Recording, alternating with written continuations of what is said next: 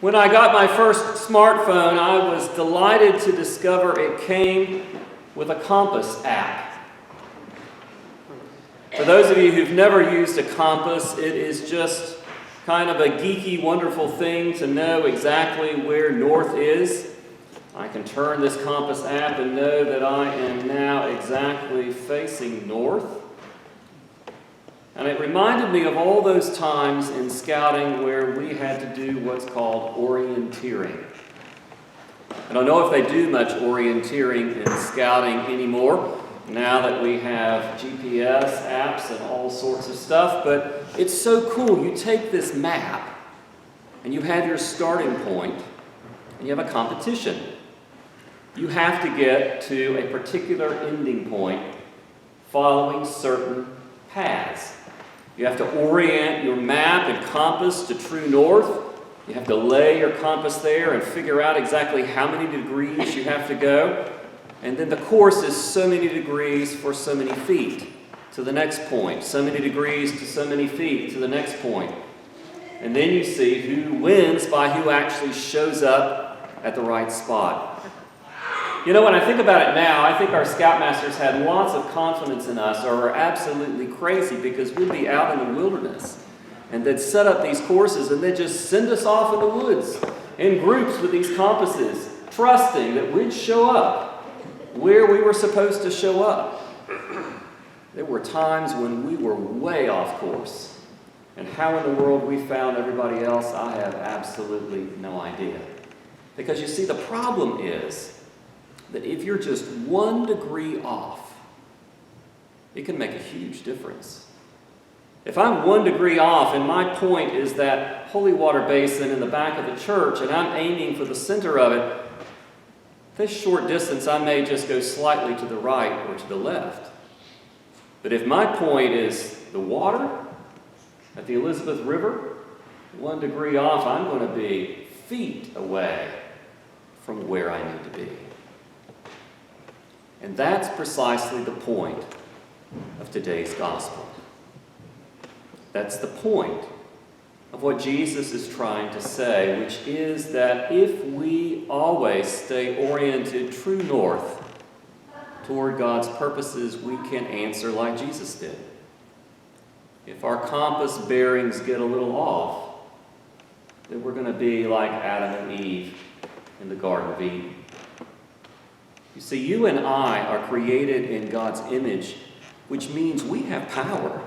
God has filled us with all sorts of power, and those of us who are Christians are filled with His Holy Spirit and even more power. And God gives these fragile human creatures like you and me all this power, along with the freedom to either orient our compass correctly or to be a little off. And a little off looks kind of right, but the results are disastrous. Adam and Eve look at that fruit and hear what the serpent has to say and think, that's really not right. God didn't let us know everything. I want to know everything God knows. That compass was just shifted just 1 degree off, and the results were disastrous. Sin and brokenness enters the world. But Jesus is with the evil one, and the evil one gives him 3 temptations to test his compass. How true are you going to be to God's purposes? The first is, I know you're hungry. Turn these stones into loaves of bread. Jesus could have used his power to do that. He chose not to. Instead, later, he chose to use 5 loaves and 2 fish to feed 5,000 men, plus women and children. The evil one takes him to the pinnacle of the temple and says, "Throw yourself off. Let's have some razzle-dazzle. The angels will come down and rescue you." Jesus didn't make that choice. He chose to set his face to Jerusalem, knowing that he would be tortured and crucified, killed and buried, knowing and trusting that God's plan would be vindicated when angels did not come to keep him from dashing his foot against a stone. But angels came to stand near an empty tomb to declare to the women that he is not here, he is risen. And through his resurrection, all of us have life forever. And finally, the last temptation, bow down to me and I'll give you the keys to all the kingdoms of the earth. Jesus knew that if he kept his compass true north, it wasn't the kingdoms of the earth that would be gained. You and I would be given the keys to the kingdom of heaven, where we would have life eternal with all those we love. It's just a slight deviation between God's holiness and using God's power wrongly. Everything that evil one said to Jesus made some sense, but it wasn't what God called him to do.